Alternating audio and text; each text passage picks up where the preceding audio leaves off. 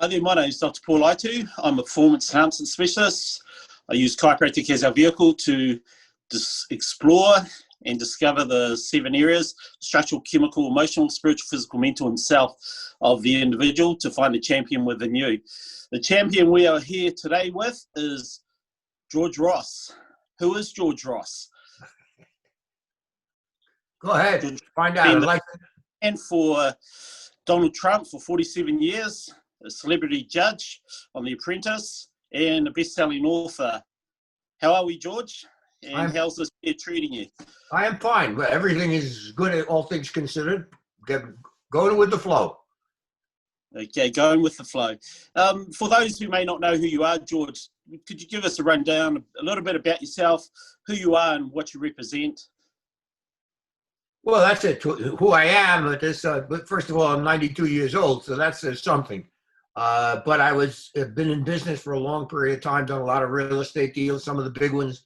I represented Donald Trump for 47 years and was very close to him as an advisor. And I made a lot of good investments. I was in radio and other businesses, and I've done a lot of social work in charities and done a lot of coaching.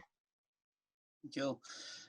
What keeps you going? What keeps you at the top of your game? And having done so much in your life, how has this year impacted you, and what's kept you at the top of your game this year and kept you in it? Well, it's at the top of my game. You have to adjust to what's going on in the community. This is very important, no matter what business you're in or what you're negotiating. What is happening currently, where you are with your family, with your environment, with your church, and be on top of everything. And if you have your health, everything else is second best. Yeah.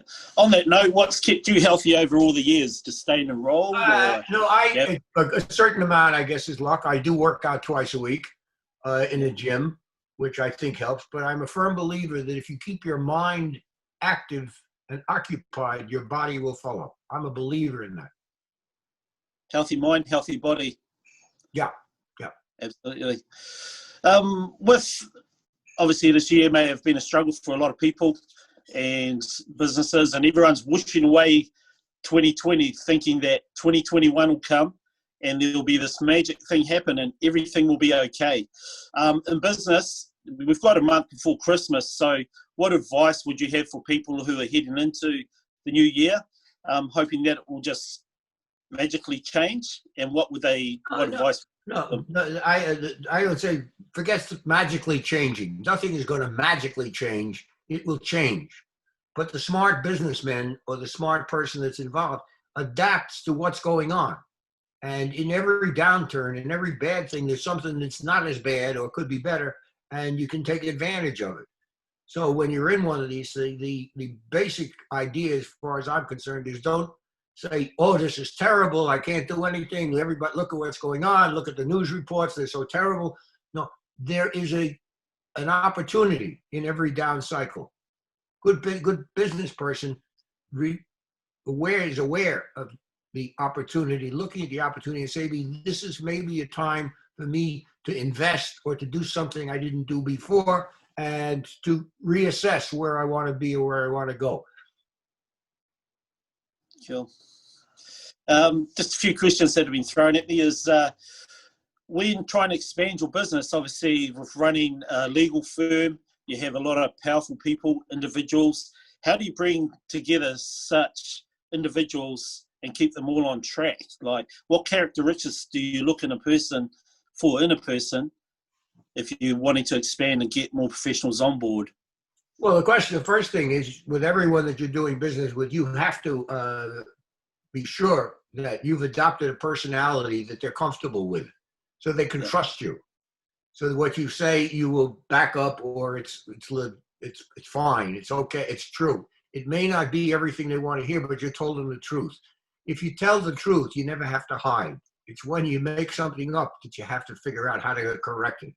So if they're comfortable with you and your personality and you're a person of integrity, whether you're good, bad, or indifferent, how much money you make or you don't make is second best, because they're comfortable with you. They know that you're giving them the straight scoop.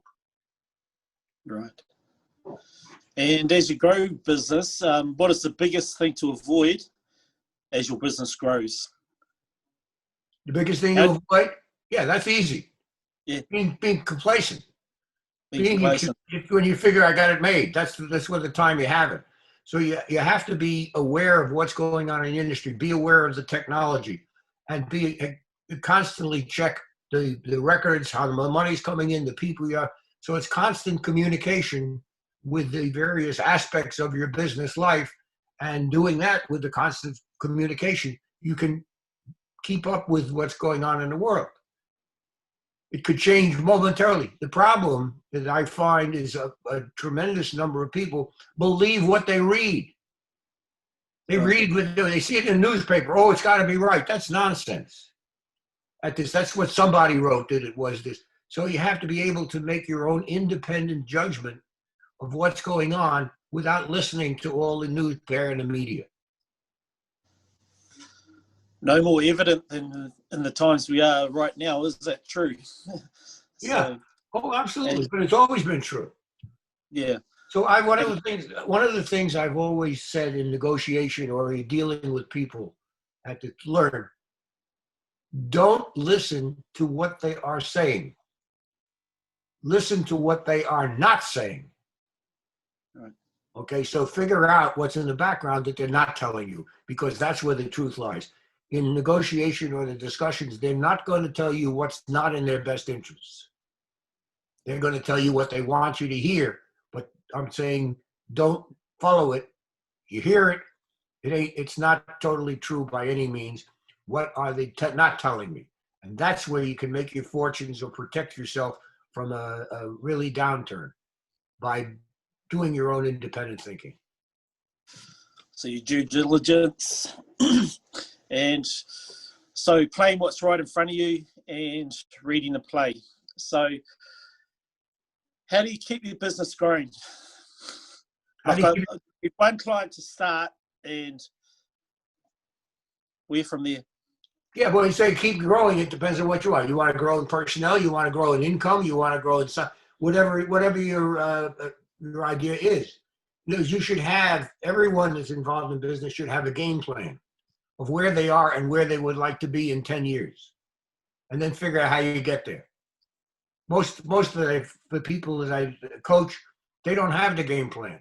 They know I need to make a lot of money. How much is that? Where do you want to be in another 10 years? Right? Now, hey, I've been there. I've been where you are. You have not been where I am.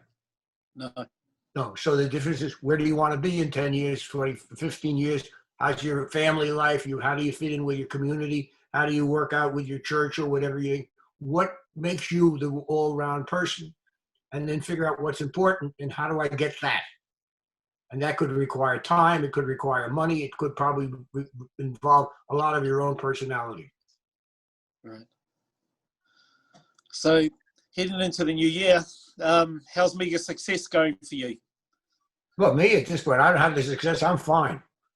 Yeah. I'm fine. I am very happy doing what I'm doing now, doing coaching to people that are willing to listen to me, that I can basically feel maybe I'm helping them in their future and in their lives. So that's part of the teacher. A teacher likes the pupils to succeed.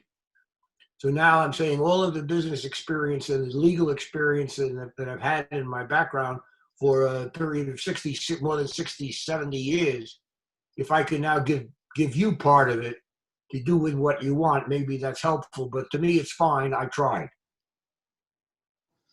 And I think sharing is important. Yeah. I really appreciate your time today. And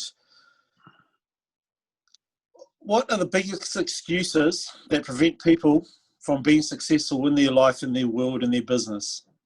Yeah, the thing of not being successful is they're afraid to take a chance. You're afraid of failure. Show me somebody who's afraid of failure. I'll show you somebody who'll never succeed. Right. Because failure is how you learn.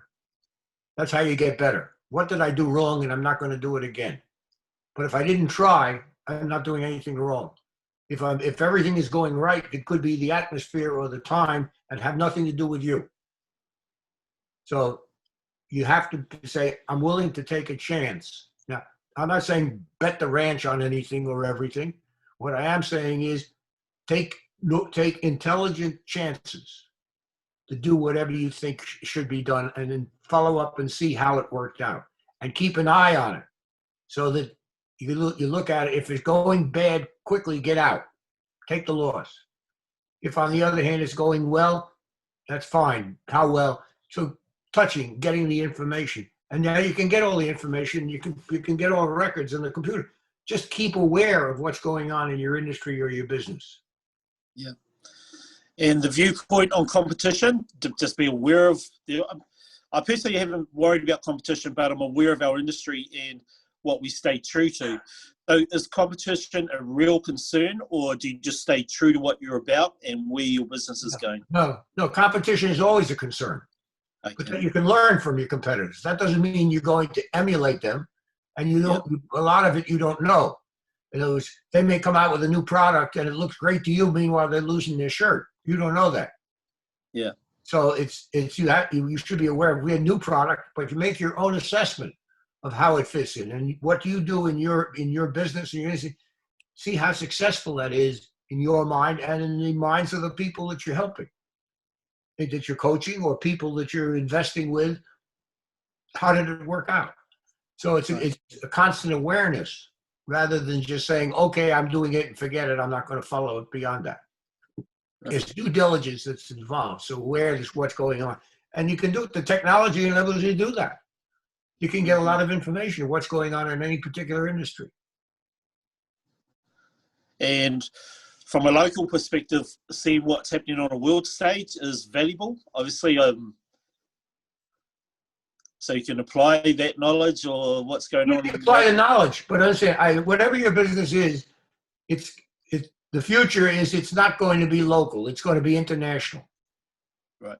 All right. The reason it's going to be international is because of what we're doing right now. It doesn't make a difference where you are and where I am. We're still talking as if we were in the same room. Yeah. Okay. Now we can come from different countries with different different governments, different money aspects, different controls, but nevertheless, there's an awareness of utilizing the technology, the virtual aspect of the technology, to give you more information than you would otherwise get. By all means, get it and use it. All right. Okay. And just winding up here is... Got to wrap it up. Yeah, I will. In regards to... we really haven't seen the true effects of COVID yet, but a lot of people have lost their jobs, looking ways to survive. Yeah. What's your last bit of advice for someone who has an idea, has lost their job, and business? This too shall pass. This too shall pass. Yeah, there have been downturns and lots of things, and they get a vaccination, what have you. A trying time, yes. Yeah. But it's in the trying times that people can excel and do better, or at least do something that's smarter. If you throw up your hands and say, this is terrible, you forget it. You can't survive. That's what you have to say, good. I don't know how it's going to work, where it's going to go, when it's going to go, but nevertheless, I will figure out in my own mind a way to participate in what is a downturn. Yeah. So just winding up, I'd like to thank you, George Ross, and great opportunity here today, and look forward to talking to you soon. Good. Be well, Paul. Thank you. Okay.